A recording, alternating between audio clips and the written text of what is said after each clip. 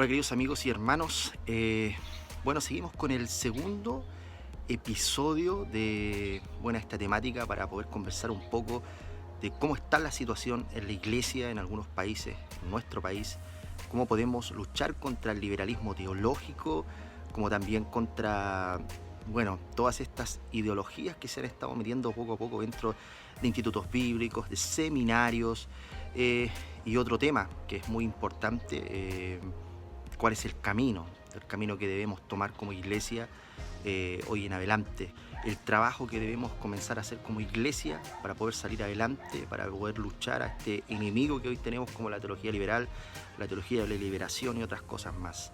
Así los dejo con algunos hermanos que se han dispuesto a poder grabar y a poder dar su opinión con respecto a este tema.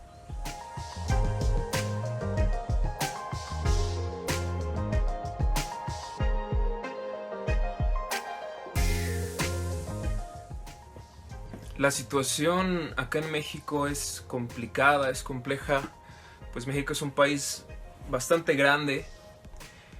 Yo no sabría decir tan bien cómo está fuera del presbiterianismo. Yo como presbiteriano estoy más enterado de lo que pasa en la iglesia presbiteriana y en las diferentes denominaciones presbiterianas en México, y no estoy tan enterado de lo que pase afuera. Sé que hay muchas cosas, sé que hay muchas corrientes, hay muchas iglesias diferentes en México, pero estoy más cerca de todo lo presbiteriano. Entonces voy a hablar un poco de lo presbiteriano.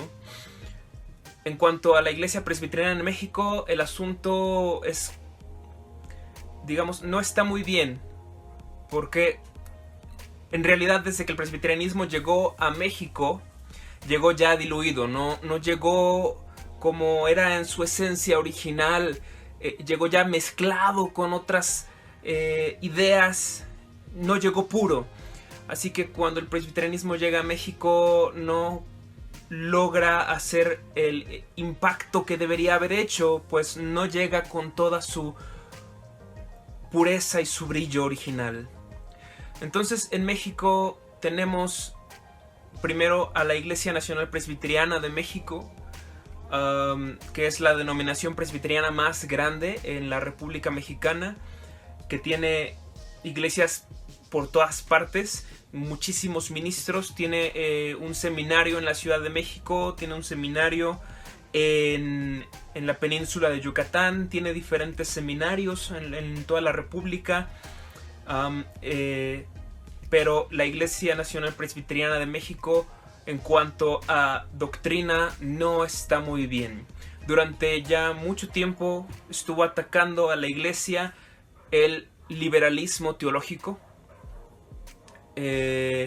No me atrevería a decir que la mayoría de la iglesia está infectada con esto, pero por lo menos sí puedo decir que una parte muy grande de la iglesia está infectada con esto.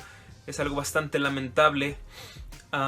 Hay muchas ideas equivocadas en cuanto a doctrina, y todo esto tiene que ver con el liberalismo teológico que se ha logrado infiltrar y que como una especie de garrapata ha chupado la vida, ha chupado la sangre de nuestra iglesia ya por muchos años.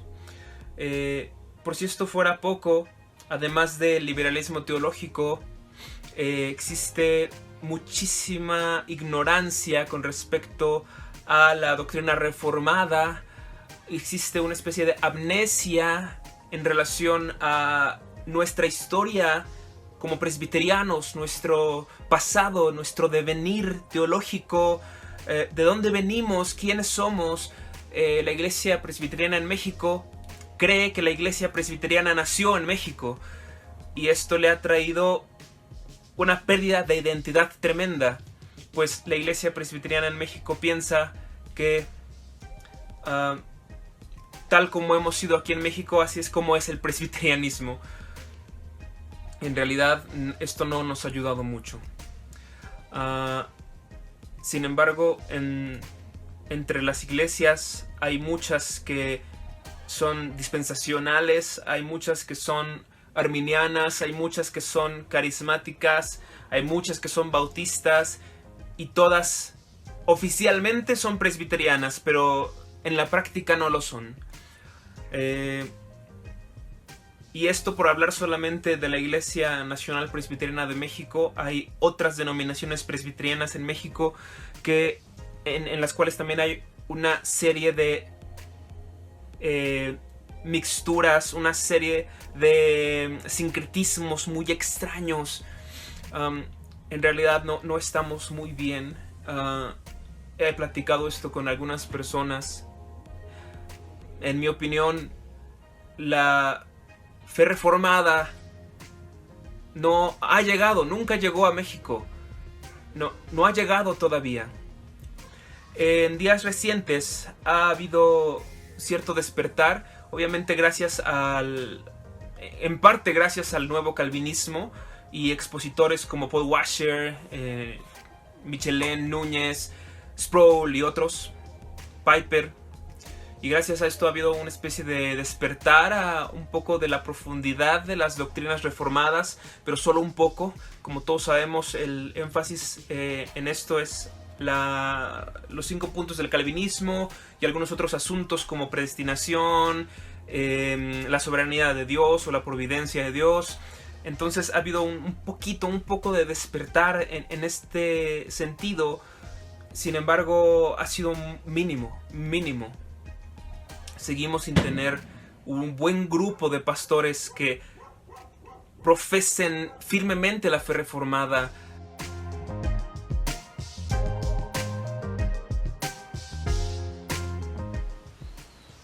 Para saber el estado de la iglesia en Guatemala, debemos remontarnos un poquito a su historia. Así como todos los países de Latinoamérica, fue la Iglesia Católica Romana la que vino primeramente.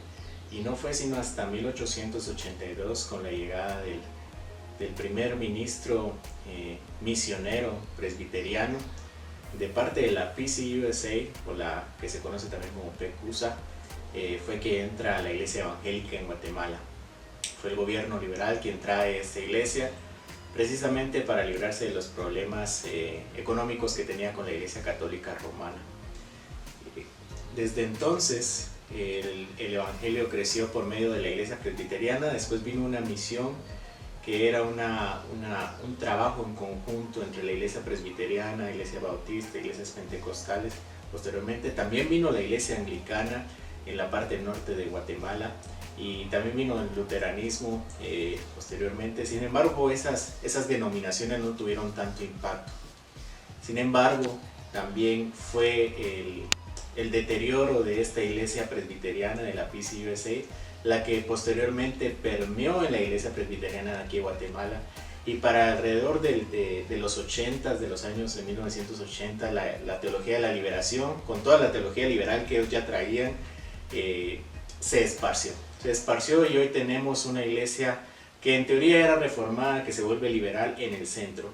En los alrededores de Guatemala, en las partes rurales, en las partes de fuera de la ciudad, de la capital, la iglesia adoptó una tendencia más dispensacionalista arminiana, precisamente porque la misión pentecostal vino y tuvo más merma en estas partes rurales. Se hizo una fusión entre iglesias presbiterianas e iglesias pentecostales, y básicamente hoy son lo mismo. Posteriormente, y ya para este siglo, probablemente finales del siglo pasado, hubieron mega iglesias que salen de las iglesias pentecostales y se vuelven un poquito más modernas, empiezan a comprar equipo un poquito más caro y se convierten en lo que se conocen como las iglesias neopentecostales. Son grandes iglesias conocidas, yo podría nombrarlas, y finalmente llega la iglesia del pastor conocido como Cash Luna. Su iglesia, la que reconstruyó recientemente, tuvo un valor de $45 millones.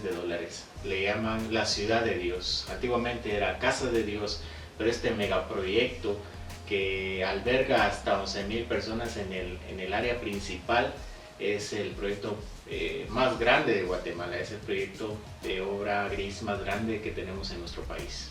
De la misma manera, Guatemala cuenta con uno de los seminarios teológicos más grandes de Latinoamérica, es tan grande que puede darse el lujo de traer estudiantes de otros países y hospedarlos en sus instalaciones.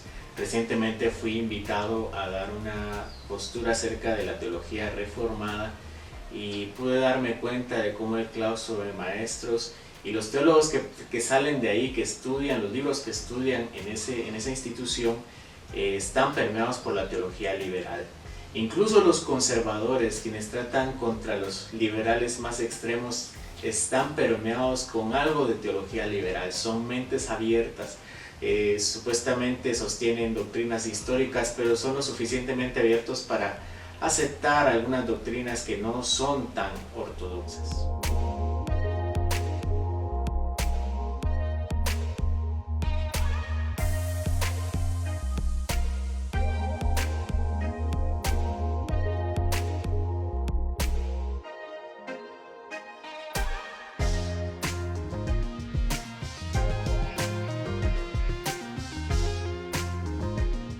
Respecto al cómo enfrentar la teología liberal, debemos saber qué significa en cuanto a su naturaleza y sustancia. La teología liberal recibe su influencia del naturalismo como corriente de pensamiento, la cual niega lo sobrenatural. Es ver a la naturaleza y la materia como principio único y absoluto de todas las cosas. Dado que lo natural o lo material solamente puede ser demostrado empírica y comprendida intelectualmente, todos los elementos extraordinarios y sobrenaturales narrados en las Sagradas Escrituras son vistos como un impedimento para alcanzar la verdad y por tanto tienen que ser desechados. Esto conduce necesariamente a una revisión de los axiomas de la fe cristiana, puesto que ponen la evidencia por sobre las Escrituras, le atribuyen mayor autoridad a los hechos que pueden demostrar por sobre a las narraciones bíblicas. Es así como la teología liberal utiliza la evidencia como método hermenéutico para validar lo revelado en las Sagradas Escrituras. Y el Cristo, que para nosotros es revelado como el Dios encarnado, para la teología liberal es visto como un ejemplo de moralidad imitable. Los eventos sobrenaturales que acompañaron su nacimiento son cuestionados para la teología liberal. Y la narrativa bíblica que nos describe la exaltación de Cristo a través de su resurrección, para ellos es visto como una descripción supersticiosa. Por tanto, la teología liberal mutila la naturaleza de la fe cristiana. La teología liberal es anticristiana. La teología liberal no puede ser un campo en el cual los creyentes se adhieran. Otra característica distintiva de la teología liberal es el esfuerzo por hacer relevante el mensaje cristiano al contexto de cada cultura. Esto lo logra adaptando la forma del lenguaje al contexto cultural, lo cual significa necesariamente una degeneración del lenguaje, mutilando los conceptos bíblicos y degenerándolos hasta el punto que estos pierdan su total significado. Quizás un ejemplo de cómo se materializa la teología liberal en estos tiempos sean los documentales Noma de Rob Bell, los cuales criticaban nuestra posición como conservadora y cuestionaban verdades tan importantes como el nacimiento virginal de Jesucristo. Estos mensajes se transmitían en muchas iglesias cristianas, incluso en algunas iglesias presbiterianas. John Gresham Machen dedicó su vida a refutar el liberalismo teológico y no lo hizo únicamente desde el plano de la academia, sino a través de sus obras y sus actos. Por una parte, lo refutó a través de sus escritos y sus ensayos, y por otra, separándose totalmente de estos grupos al verlos como no cristianos. ¿Por qué hizo esto? ¿Por qué siguió esa ruta tan radical para algunos? En palabras del mismo, reveladas en sus escritos, es porque él veía peligroso el liberalismo, puesto que representaba para la iglesia un vuelco a una religión no cristiana. John Gresham Machen nos comenta en su libro Cristianismo y Liberalismo lo siguiente: el liberalismo moderno en la Iglesia, como sea que se le juzgue, ya no es en ningún caso un tema simplemente académico. Ya no es tema simplemente de seminarios teológicos y universidades. Al contrario, sus ataques en contra de los fundamentos de la fe cristiana se están llevando a cabo en las escuelas dominicales, en el púlpito y en la prensa religiosa. Si tales ataques son injustificados, la solución no se encuentra, como muchos devotos han sugerido, en la abolición de los seminarios bíblicos o en el abandono de la teología con fundamentos científicos, sino más bien en la búsqueda seria de la verdad y una devoción leal a ella. El llamado que hace este hombre es a reconocer la autoridad de la Escritura. Esto significa apropiarnos del concepto de la fe tal como se nos presenta en el libro de Hebreos capítulo 11 versículo 3, donde nos dice: por fe entendemos haber sido constituido el universo por la palabra de Dios, de modo que lo que se ve fue hecho de lo que no se veía. Esto no significa un retroceso para el intelecto, no significa el abandono de la razón, o como lo presentaba en la frase anterior, por una parte, abandonar la teología con sus fundamentos científicos. De esta manera lo expresa Joel Beeke. Otras formas de estudio, como las ciencias e historia, son valiosas y dignas como trabajos para cristianos, ya sea que ellas contribuyen en nuestro servicio al prójimo y en nuestra mayordomía de la creación. Es más, la Escritura da la estructura para tales estudios. Ahora bien, en todos nuestros estudios debemos escuchar humildemente lo que Dios dice. Esto no es apagar nuestra mente, sino usarla de manera más razonable posible. ¿Qué es más razonable que creer las palabras de aquel que es infinitamente más sabio que nosotros? Un buen argumento para entender de que nuestra posición no implica el apago o el abandono del intelecto, más bien es usarlo en servicio del reino de Dios. Aun cuando la teología reformada no es evidencialista, tal como lo plantea Berkhoff en su teología sistemática en el capítulo 1, donde aborda esta controversia, sin embargo, el calvinista debe entender que la razón, el intelecto, las ciencias en sí son herramientas útiles para la fe cristiana. Sin embargo, estas se subordinan a los elementos de la fe.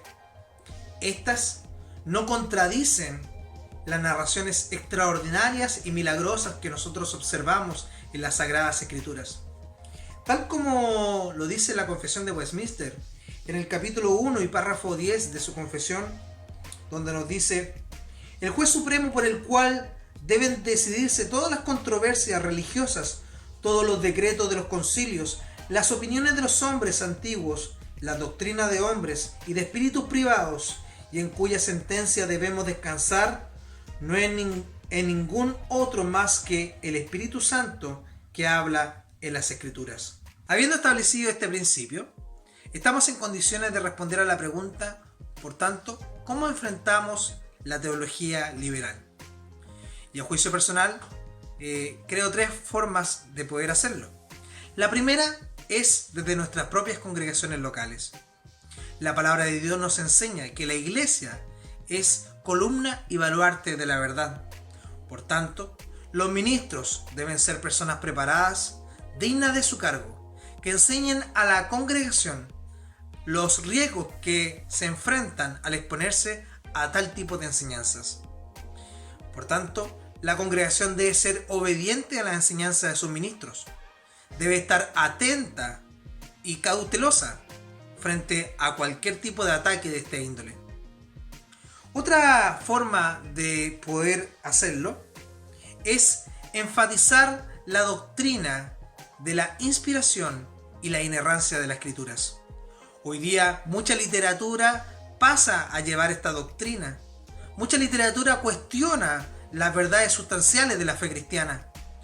Sin embargo, lo que justamente ha causado más daño a la iglesia en este último tiempo ha sido olvidar estas verdades. Es por ello que si uno observa nuestras confesiones de fe reformadas, verá que en estas se menciona de manera indirecta o directa esta doctrina donde defendemos nuestra inspiración de la Escritura y la inerrancia de la Escritura. Sin embargo, muchas congregaciones hoy día ni siquiera tienen una confesión de fe, aun cuando dicen ser cristianas, fallan en tener una identidad confesional, y aquellas que dicen tenerlo ni siquiera son coherentes con su identidad confesional. Por lo tanto, es importante que nosotros regresemos a la confesionalidad, regresemos a los fundamentos históricos, donde dejamos en claro cuáles son las doctrinas que nosotros creemos y de qué manera las comprendemos. Un último consejo de cómo enfrentar la teología liberal es a través de no aportando a su mercado. ¿Qué significa esto? Como usted sabrá, muchas de estas ideas se divulgan a través de literatura de autores propios de este tipo de teología. La forma como nosotros podemos contribuir al reino de Dios, resguardando nuestras verdades y nuestras doctrinas de la fe cristiana, es sencillamente no aceptando ni comprando material que intente mutilarlas. Muchas casas editoriales que antiguamente vendían muy buena literatura, hoy se están prostituyendo por amor a unos cuantos pesos, sencillamente divulgando y aceptando promover estos tipos de autores. Por favor, sencillamente no compre este material. No ingrese a sus hogares este tipo de literatura por amor a su familia, a la familia del pacto. Por tanto, es importante que usted entienda que evitar este tipo de cosas es responder al principio bíblico que nos enseña que no debemos contaminarnos con cosas inmundas. Amigos y hermanos, espero que estos consejos sean de bendición para su vida y entendamos todos juntos que la teología liberal no es algo vinculado al cristianismo, en ningún modo. Es totalmente un movimiento satánico y anticristiano.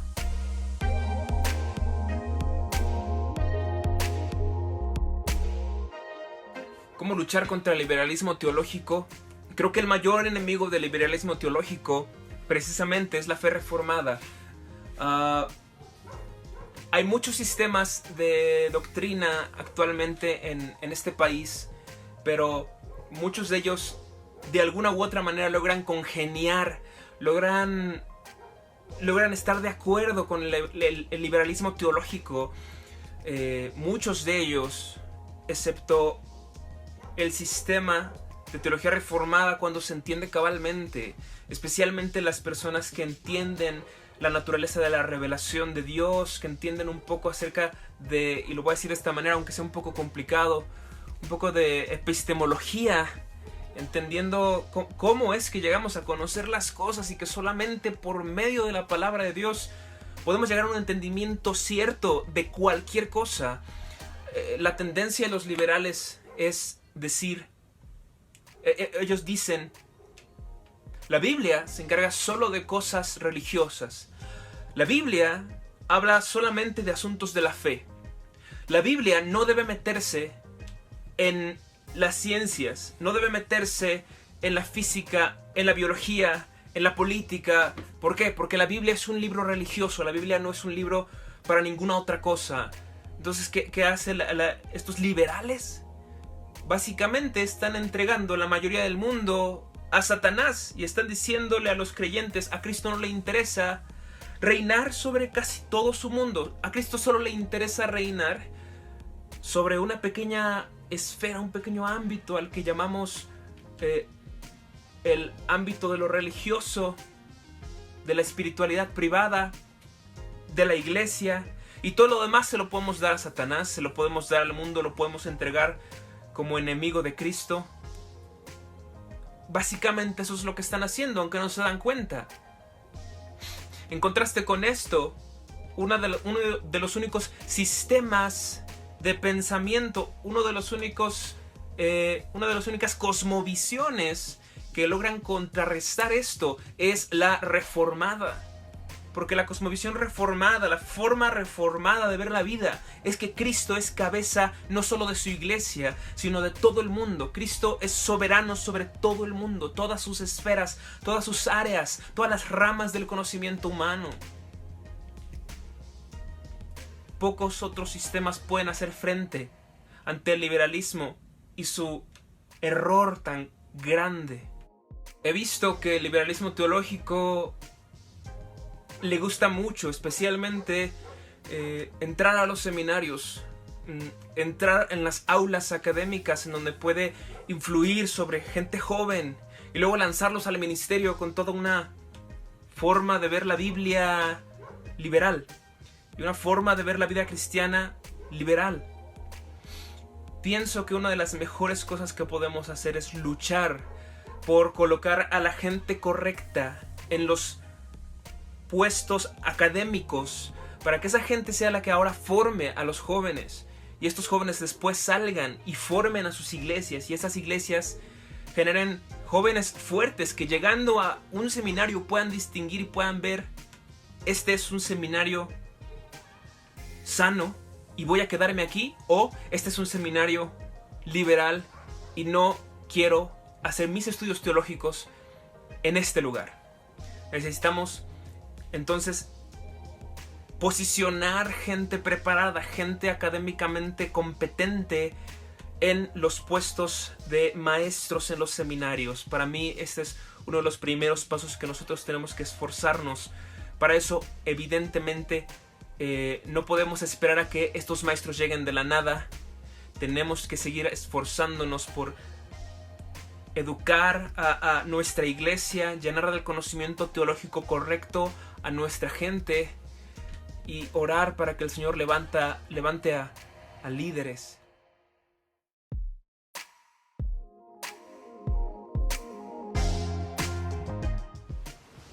Hablando con algunos compañeros, algunos cristianos, algunos amigos incluso, he visto que su batalla en cuanto a la sana doctrina ha estado en contra de la teología pentecostal, neopentecostal. Sin embargo, del contexto de donde yo vengo, es la teología liberal la que ha permeado entre mis amigos, mis compañeros e incluso seres queridos. Yo creo que la forma en que nosotros debemos trabajar contra los liberales específicamente es precisamente en el campo en que ellos más se desarrollaron, que es el campo académico, el campo teológico, el campo bíblico, el exégesis. Los teólogos reformados han tenido alguna deuda, con la exégesis, con proveer recursos realmente que permitan al cristiano acceder a los conocimientos de idiomas, de hermenéutica, de exégesis en su diario vivir. También han sido ellos los que han agarrado y tomado las instituciones académicas y se han apropiado de ellas. Entonces, yo creo que para nosotros debería ser una tarea recobrar esas instituciones, proveer recursos de estudio bíblico realmente serios, formales, buenos y aptos para los ministros, para que ellos se capaciten, para que ellos puedan entender la escritura y puedan predicarla adecuadamente. Los teólogos reformados han caracterizado por ser muy sistemáticos, probablemente tal vez muy de teología bíblica, incluso de teología histórica, pero tenemos una deuda con la teología exegética, con la hermenéutica, con la interpretación y con los idiomas. Es a ese lugar al que nosotros debemos dirigir.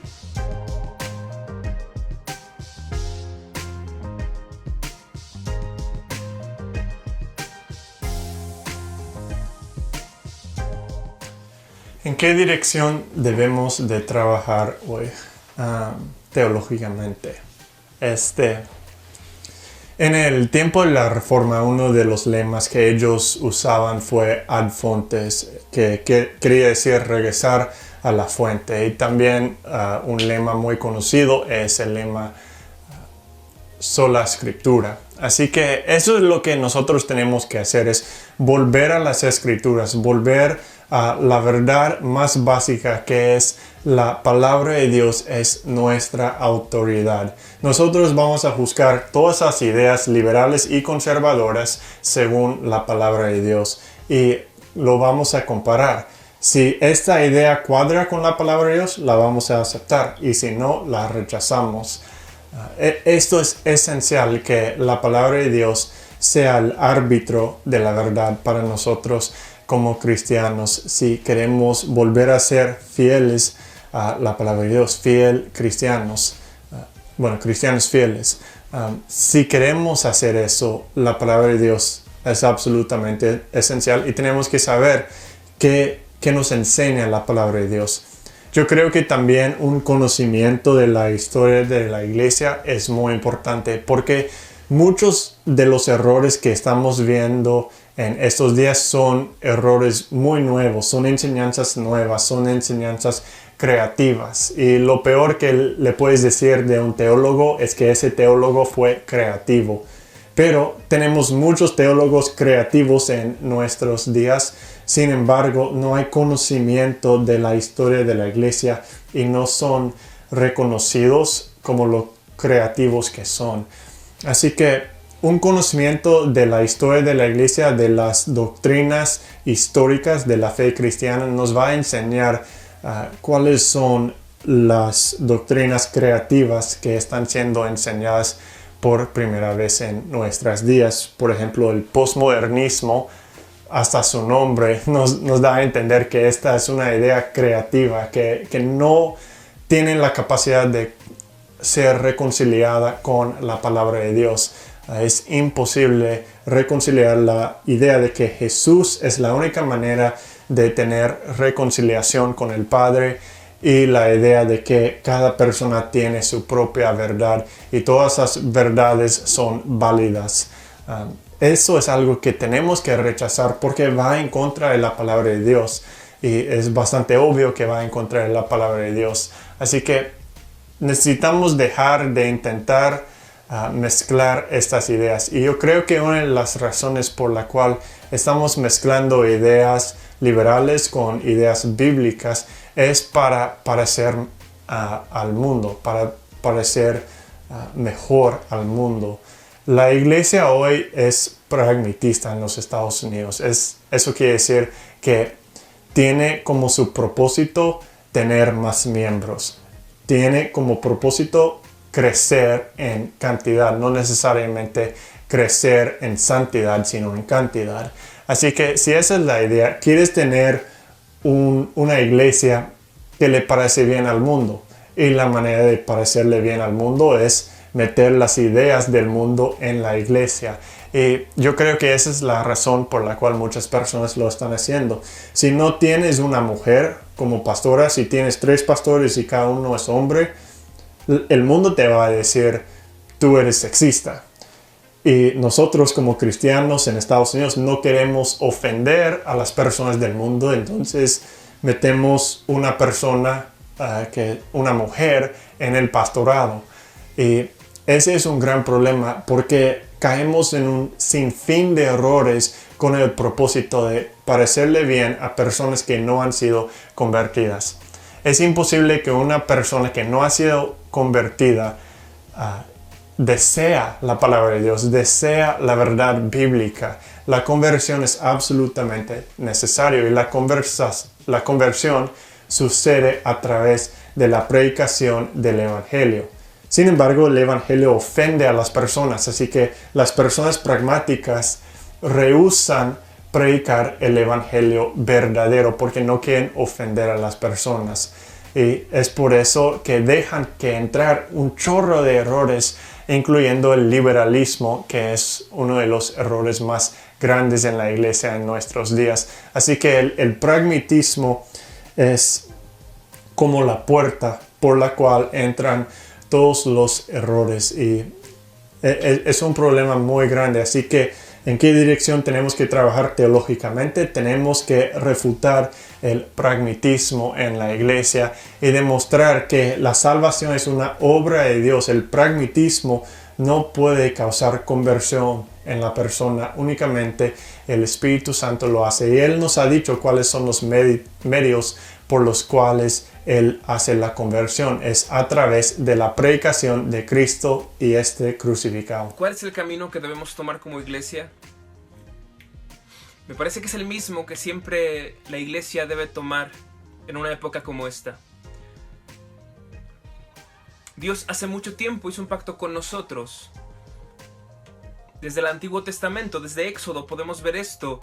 Dios entró en una relación, en una alianza, en un convenio con su pueblo, con nosotros. Y básicamente nos dijo, toma mi ley, obedécela y voy a bendecirte. Pero apártate de ella y voy a dejar caer mis maldiciones sobre ti.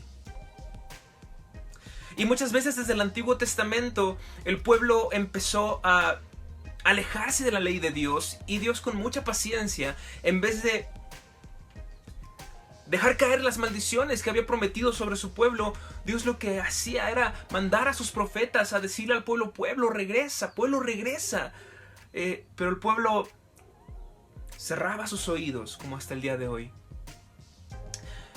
Creo que estamos en una situación similar. El pueblo de Dios está lejos del pacto de Dios, está lejos de la ley de Dios. Al pueblo de Dios no le interesa vivir de acuerdo al alto estándar que Dios ha puesto. Al pueblo de Dios no le interesa acatar la voluntad de su Señor. Al pueblo de Dios le interesan muchas otras cosas. Le interesa los números, gente, el poder. Al pueblo de Dios le interesa las experiencias, sentir. Al pueblo de Dios le interesa que Dios le ayude en sus proyectos. Hay tantas cosas que están mal actualmente con nuestro pueblo. ¿Qué es lo que debemos hacer? ¿Cuál es el camino que debe tomar la iglesia? El que el Señor dijo. El Señor dijo que cuando su pueblo, allá donde estuviere, se arrepintiera y volviera a su Señor, entonces el Señor restauraría a este pueblo. Creo que eso es lo que tenemos que hacer. Creo que el pueblo tiene que arrepentirse, clamar a su Señor y regresar a su pacto. Y creo que cuando el pueblo haga esto, vendrán días mejores para él.